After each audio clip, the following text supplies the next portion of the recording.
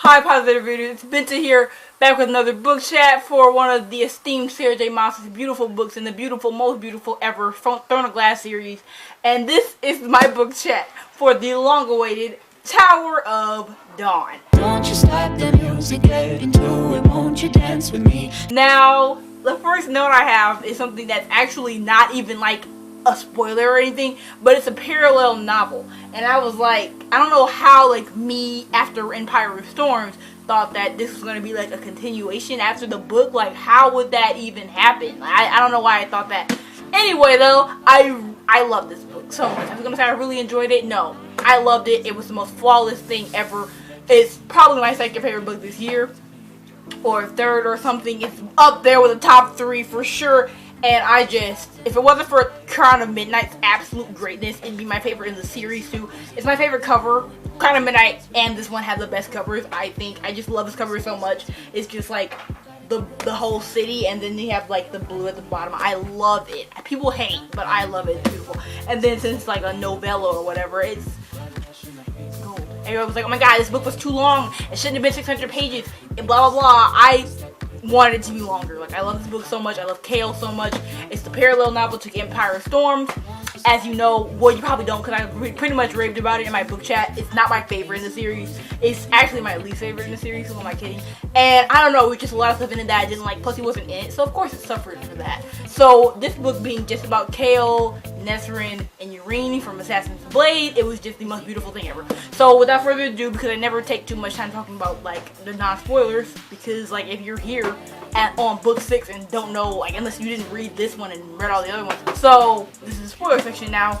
Kaolina. I love Kaolina. I have loved Kaolina since Crown of Midnight, since Throne of Glass. I have loved Kaolina. I love them together. They're my 2 favorite characters in the whole series. Kale's first, and then Selena. She's my favorite female character in all of ever, and I love her, and I wanted them to be together because Kale was like my twin, and I'm like, what better than to wish my twin, my character, to be with the best female character ever? Like, why not? So I was just appalled that Sarah just like completely had us happy and then broke us all the way apart in Crown of Midnight, and then had her get married in Empire of Storms and had him get married at the end of this. And I was just like, before I read this, I knew he got married because spoilers online suck. But anyway, it's fine.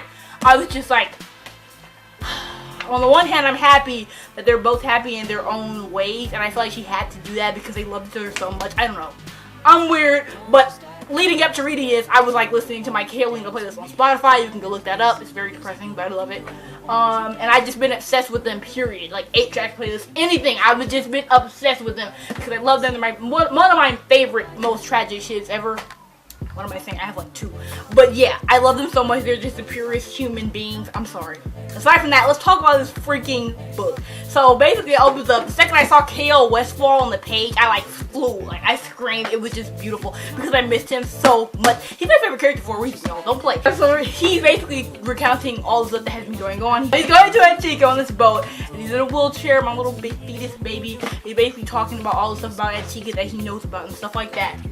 And it keeps talking about Dorian, and somebody sent word that he had got attacked, like at the palace or whatever. You know what we read in Empire of Storms, and I was just like, my baby. He was just like, oh my god, no, Dorian's okay. I will not allow anything else. It was just, I love their friendship, but what's crazy is the fact that Dorian mentioned him like once in that book, and I just don't understand how this entire book goes, and Kale keeps talking about those characters when they talked about him like 3 times. It's disgusting. So Yrene is not a new character, but she's new as far as her being important. So she's the other point of view alongside Nesrin and Kale, and basically she's a healer at a Tory chessmate because Selena, we know, in Assassin's Blade gave her that beautiful, gave her the note and stuff and gave her all the coins. It was like, go to your calling, go be a healer, a world-class healer, and be a beast. So she did that, and now she's stronger for it. She's confident, she's beautiful. I love Yrene so much. And basically, she is going to be the one tasked with healing Kale. It's like her last test because the healer, like the top healer of the Tory chessmate, wants her as her prodigy or whatever because she's like the best healer ever. You know, she's greatness. So she's like, I want you to be my prodigy, but this is your last test. You have to heal him because you don't like him because he's from a darling, blah blah blah. And Kale's like, okay, you know, he's just waiting, you know, and she walks in and stuff. And their first interaction is the most beautiful thing ever. Mind you, this is like page, I don't even know when they met. it was very, very like soon in the beginning of the book, and I just was in love from the start. They're just the most beautiful couple in the series ever. I love them so much. You don't believe it. I'm gonna talk about this more in depth anyway. So basically, they were talking and stuff, and she was basically trying to figure out why, like, how he was hurt, because she knew his spine was broken, but that was it. So she started asking him, like, cause she's so sarcastic and hilarious. It's just, oh god. So she was like, I started asking him about his manhood, and he was like, how can you use it? And he like blushed and stuff. It was just like adorable. And then he was like, how was that relevant? And she was like, I'm writing a giant no. It was just the funniest actual scene in the entire world. I love them more than my life. And then and then he was like, the pants too, and she was like, maybe after a drink or two. It was just, I love them.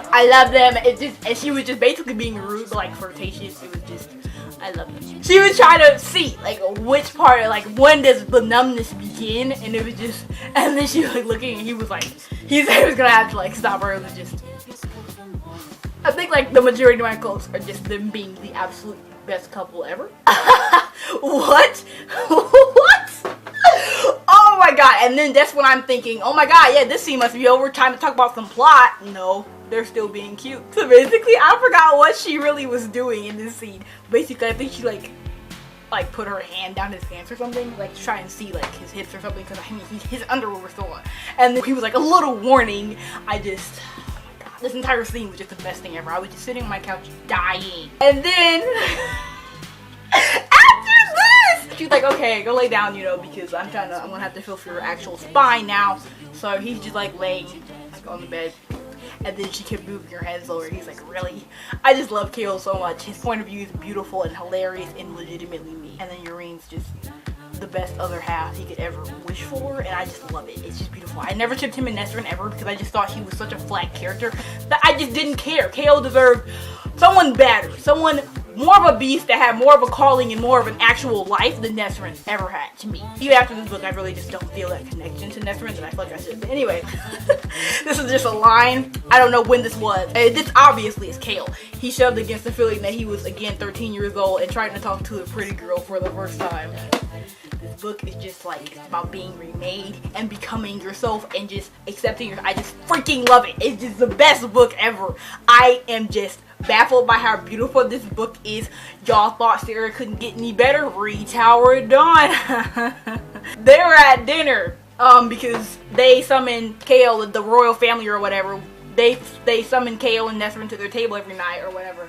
And Urine was there, and Cashin, her previous love interest or whatever, they were kind of a thing, but she didn't like him. He liked her. So it was like always been awkward, not because they were friends, but then he like wanted more, but it didn't work because she didn't want him. It was just tragic for him, I guess. But and then Kale was like, this was in his head. He's watching him look at her. He recognized the look. Territory claimed. Cashin, go shoot yourself. He just, why? Can you not be like every other Fae guy? If ever, he's not even a Fae. He just acting like one. Kale would never. So, a lot of stuff happens with my beautiful ship here. At one point, like they're continuing to heal and stuff. She tries to see like what's up, you know. She comes by like every day, and they like become like fond of each other, obviously. And one day, I think this is the time she asked him to go to the tower, the Tory Chessmate, to teach her people, like her scribes, I think they're called, like self-defense, because he used to be the captain of the guard, you know, beautiful. So he's like, okay, and he was on a horse. It was just this really sad like stretch of time because he struggled on the horse and the guards had to watch him, and he was just like, I'm doing it, but I'm just so humiliated. And then he went there, they went to the freaking Tory Chessmate, and then getting off the horse he was struggling and he like fell and the girls couldn't handle him. It was just tragic and he was just so humiliated, and he said he fought the urge to cover him. So my baby is just, I just felt so bad for him in this book. Like when he was depressed, I was depressed. Like I was like, if he doesn't get happy by the end of this, I'm throwing it into a trash can. And I was just talking about his many inner demons because they had to recount his demons and his feelings because that were kind of a part of the injury. Like the injury was crippling him, but also his own thoughts and hatred for himself were crippling him too.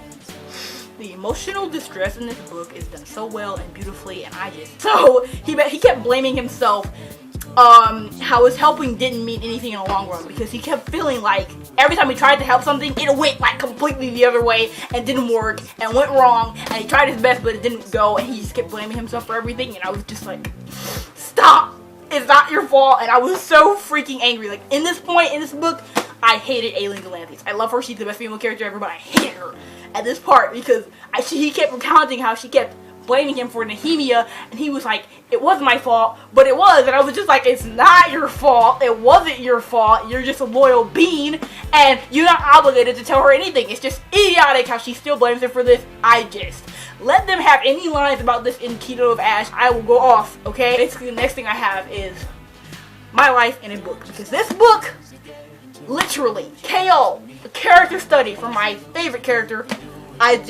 He was just so broken and stuff. And then he had this point, I don't know if I want to talk about it yet, because I don't know if it popped up yet. I don't think it has yet, so I'm not going to say the whole thing, but I just felt like this really was my life in a book. Just going through all this hurt, and just hatred of yourself, and just like not accepting you're going to like blaming yourself for everything. Feeling like you're just a gigantic problem walking.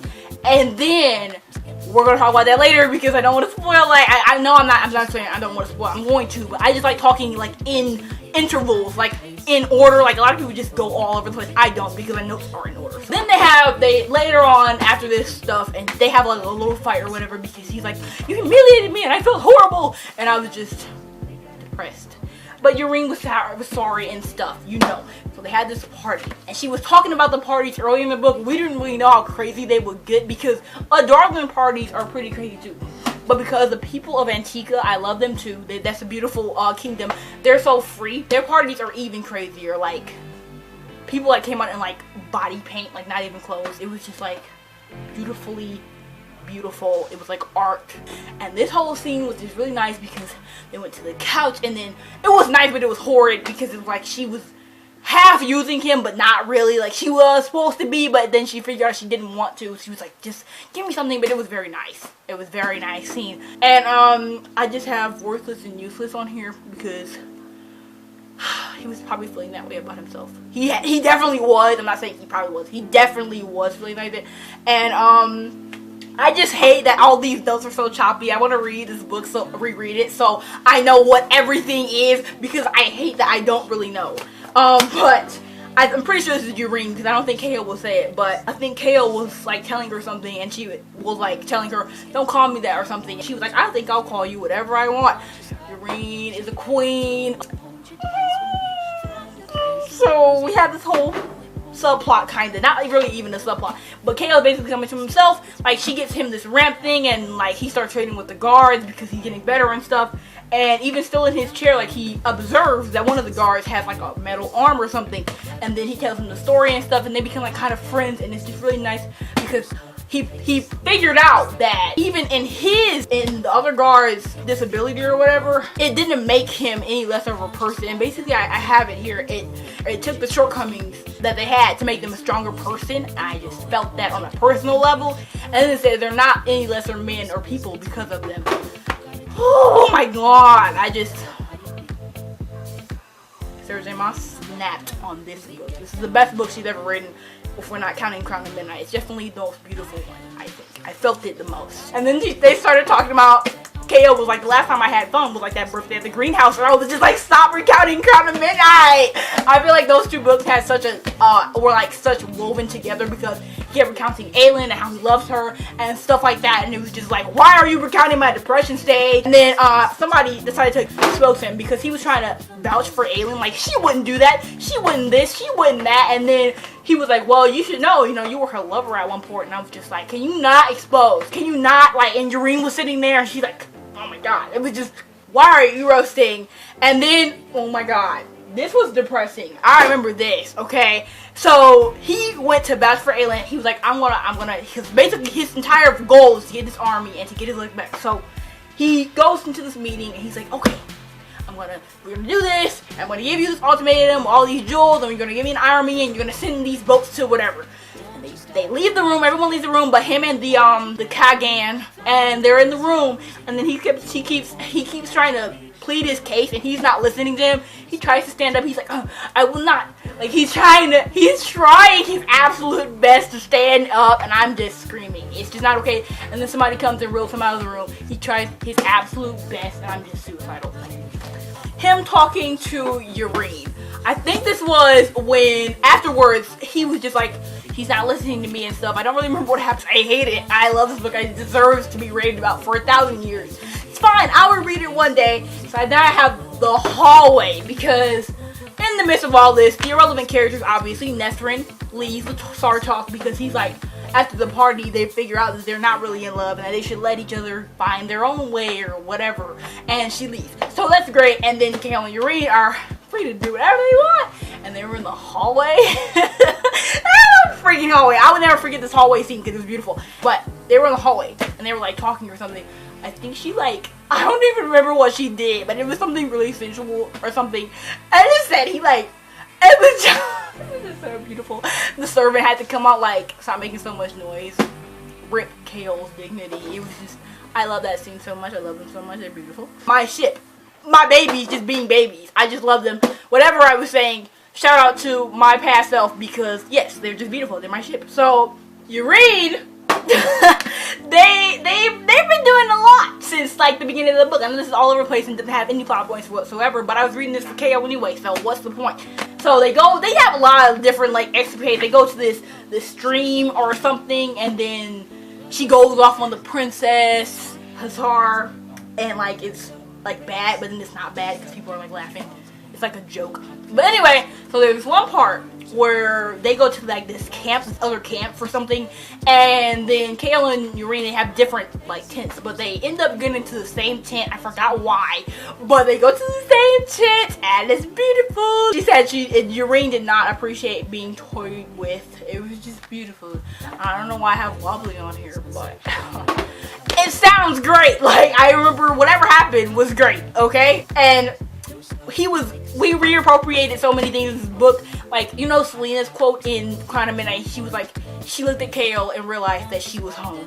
And he reappropriated and was he was home. I just love my shit so much. They reappropriate life together, and reappropriation is all I'm about. That's my biggest thing in life, reappropriating. So, me and Kale are twins. Then we find out the biggest plot point I think in this book so far is that Maeve is the freaking queen of the Vow.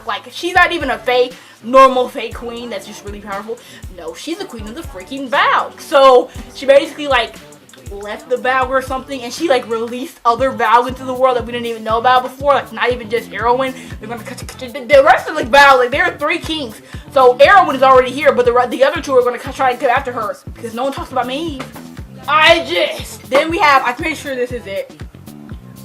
Yes, I'm pretty sure this is it. So, they have this scene where they've been trying to get this tattoo, what am I saying? This injury in him, they've been trying to get it back to normal. They've been trying to heal it. And Kale is just in agonizing pain, but when he's in agonizing pain from her trying to heal it, because it turns out it's a Vow thing attached to it, it's the darkness that he has to let go of himself. And oh my god, I'm about to cry, shut up, but I'm not talking about that yet. So, he's been trying, and every time he goes into this despair, agony of pain, he starts thinking about all his, shortcomings and depressions and stuff like that. And basically, I'm just gonna, recount it while I'm holding my phone because it's, a line of depression. So, he was pain. Kale was pain because Selena had basically took his heart and shattered parts of himself. That's what I have, because that's what he said. That he literally shattered parts of himself, when Selena, was gonna kill him and all this stuff in Crown of Midnight. He basically just, broke apart as a person. And no one seems to care. I don't understand how people are oh my god, I switched shit so fast. Kale is this trash and, Air of Fire. Because of Rowan, 2D Rowan, Kale was broken. And you might want perfect people, but they do not exist, and you're fake for wanting them. Basically, he was very just depressed because he was she wrecked his life. She wrecked Kale's life. Ailing Galantheus. And then, Selena, whatever. And then ran to Rowan. And that's exactly how I felt. That's why I didn't ship them at all. It wasn't even it was combating until Queen of Shadows. But Kale, she said she would choose him at the end of Crown of Midnight, which I didn't even talk about in my book chat because I'm a rat and I didn't appreciate them while they were there. Anyway, so she told him she would choose him and then ran off with Rowan. I'm just like, she wrecked his life. His entire existence was wrecked by this female, and then she just dropped him. Really? Really? You expect him to not be mad? He's just supposed to like take it? Like, what? And then he was just in this hole of despair. He was just seeing Aelin and seeing Rowan next to her, and they were just like being cute and like holding hands and stuff, and he was just like, they're in love, they're this, and he was just describing, it was just, and then we have this part that literally I think I might have cried. I cried for this definitely, but I might not have at the time because it was in published or something, but they had this quote because he realized that all this stuff that he had been feeling, all of this despair and rage and sadness, it says that he was, this is one of my favorite quotes ever in life now, he was allowed to break so that this forging might begin. I have felt like that this year. I have felt like that, and it's just insane how close this is knit to my life, that I read this year when I felt exactly like this. This book was made for me. Then we have the next biggest plot point in this book, conflict, whatever. The healer of the Troy Chessmate goes missing, and Yrene is like, oh my god, what happened? So Kale and Yrene go down, and his legs are back by now. I don't even have that in a know what is wrong with me. Anyway, basically they had this whole love scene, but then somebody interrupted, so it wasn't really a love scene. Anyway, so they went, and they're going to find where this top healer is, and they go down to this catacombs type thing, and they're down there, and it's like the pregnant lady. No one saw that coming anyway, but anyway, and she's like a bow, she's like a demon inside of the pregnant lady or whatever, holding her hostage, and they're like, oh my god. And then they get into this gigantic fight, and she's like, and she probably gives them an ultimatum or something, but obviously they're not gonna listen. So Yrene tries to escape, and then Kale rushes in, and then she's about to like blast Yrene, and Kale jumps in front of the blast with his just now renewed legs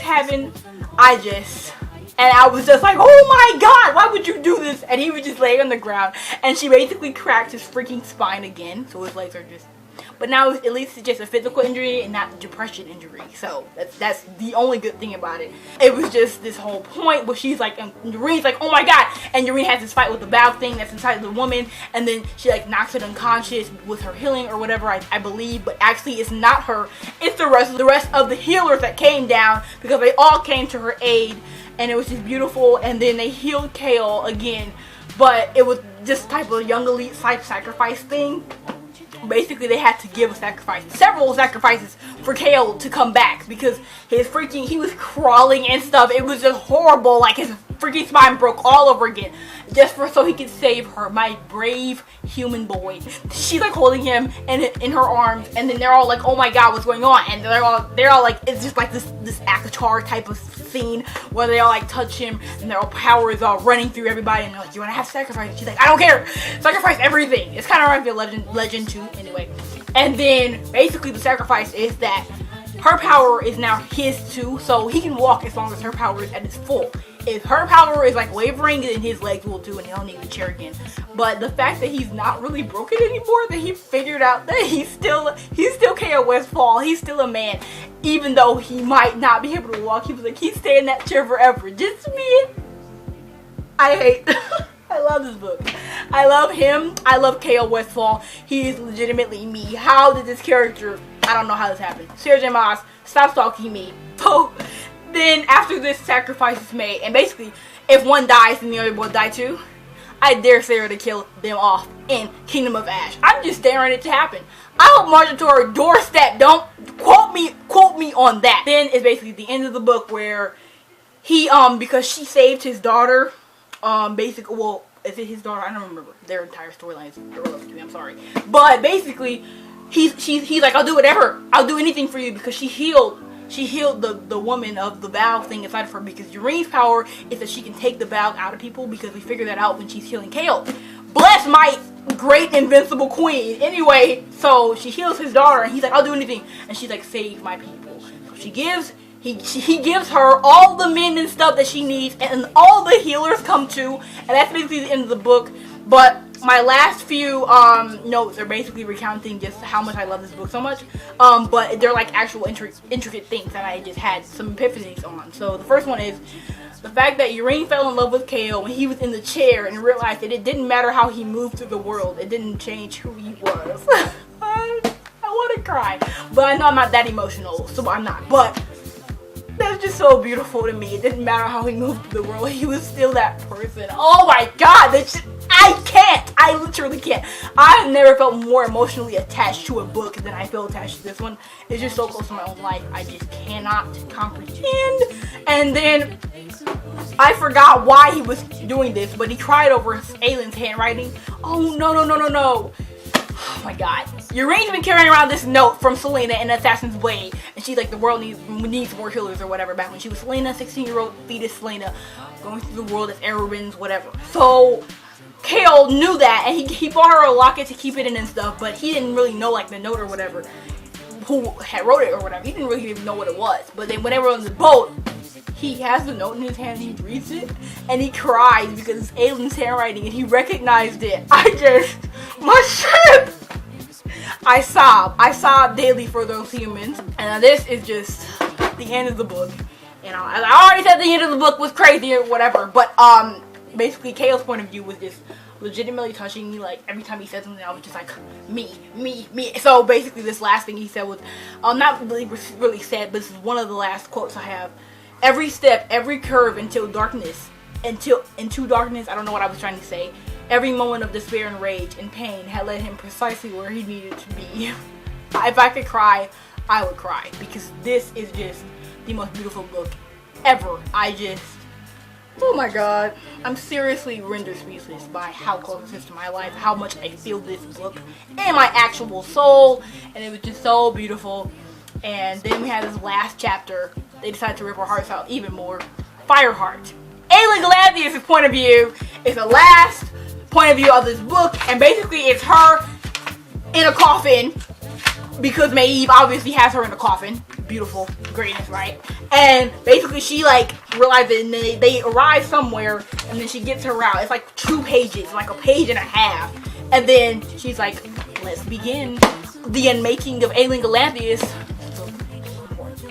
I just love Kale this fall so entirely much, and Urine is the best possible love interest for him ever to ever exist. My baby found happiness. He's happy. And if he dies in Kingdom of Ash, if they die in Kingdom of Ash, the series ended with this one, and we don't have to worry about it. I hope you enjoyed this long book, chat. I'm pretty sure it's probably long. If I hadn't forgotten a lot of stuff in this book, it would be longer, but it's not. So tragic, but I love this book so much. I hope you read this. Read it. It's beautiful. It's the most important thing ever, and it's more important than Empire of Storms. If you read that, read this too. Sarah Maas is one of the best authors in the world. And I'm so glad to have read all of her books out now, except for like the ones in the Avatar series, which are kind of irrelevant, but Don't Last is my baby forever. So I hope you guys enjoyed this. I love you all. See you later with another video. Bye.